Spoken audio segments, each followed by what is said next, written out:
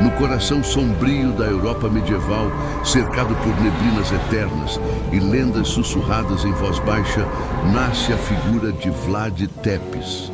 Mas a história que você está prestes a ouvir vai além da brutalidade registrada pelos cronistas. Vlad não era apenas um governante cruel. Ele era o centro de um culto, um ritualista, alguém que via o sangue como um elo entre o mundo dos vivos e o desconhecido. E quando falamos em Drácula, não estamos apenas invocando um nome fictício. Estamos destrancando uma porta antiga que muitos passaram séculos tentando manter fechada. Este episódio revela os indícios reais, esquecidos ou propositalmente ocultados pela história, que apontam para algo muito mais sinistro do que um simples vilão de ficção. Uma linhagem, uma seita, um propósito oculto que pode ter sobrevivido aos séculos. Vlad III nasceu em 1431, em meio a guerras, invasões otomanas e uma Europa dilacerada.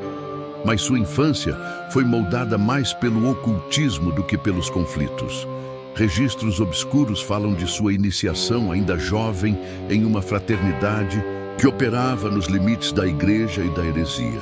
A ordem Umbrae Sanguis acreditava que o sangue não era apenas símbolo de vida, mas um condutor de poder espiritual eterno. Vlad, que mais tarde seria conhecido como o Empalador, executava seus inimigos com requintes de ritual. Os corpos, empalados em espirais, não eram apenas terror psicológico. Eram círculos de invocação, selos antigos para aprisionar ou libertar entidades que escapam à compreensão humana. Após sua última batalha contra os turcos, Vlad desapareceu. Sem sepultura, sem cadáver, um príncipe que simplesmente sumiu da história ou entrou para outra dimensão dela. Décadas depois, tudo que lembrava Vlad foi destruído ou alterado. A igreja, ao perceber a gravidade do que havia se formado em torno de sua figura, iniciou um expurgo silencioso. Bibliotecas foram queimadas, criptas lacradas e estudiosos silenciados para sempre. Mas algo escapou.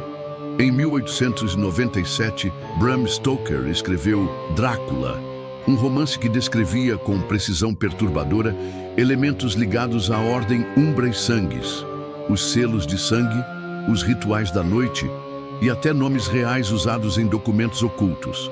Stoker nunca esteve na Romênia. Como sabia tanto? Existe a teoria de que ele teve acesso a manuscritos escondidos da Igreja Anglicana, ou que foi contatado por um descendente direto da ordem. Seu livro, segundo alguns historiadores alternativos, seria uma tentativa velada de alertar o mundo sobre o que estava por vir, disfarçado de fantasia. Com o avanço do século XX, os rastros de Vlad não desapareceram.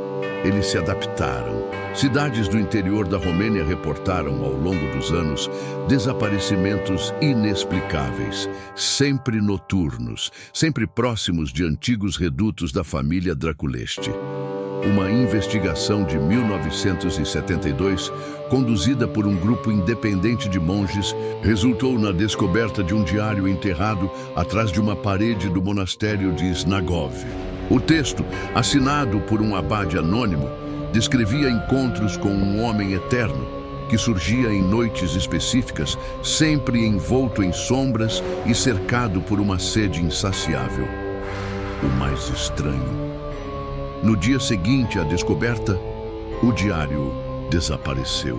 Nenhum rastro, nenhum registro, como se alguém ou algo estivesse protegendo um segredo que não deveria ser revelado. Hoje, a ciência tenta explicar o passado com olhos racionais, mas até mesmo ela esbarra em mistérios que desafiam a lógica.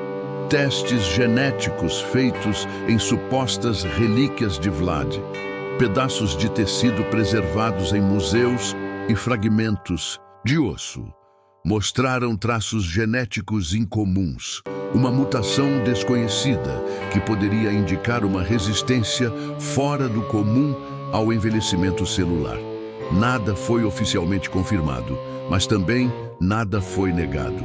O Vaticano, frequentemente procurado para comentários, se cala. Não confirma, não desmente, apenas observa, e diante desse silêncio surgem as perguntas. Se Vlad Tepes descobriu algo sobre a imortalidade através do sangue, isso ainda está entre nós? Ainda atua nas sombras? Talvez, enquanto você assiste a este vídeo, algo ancestral desperte. Deseja que eu desenvolva os próximos episódios dessa série.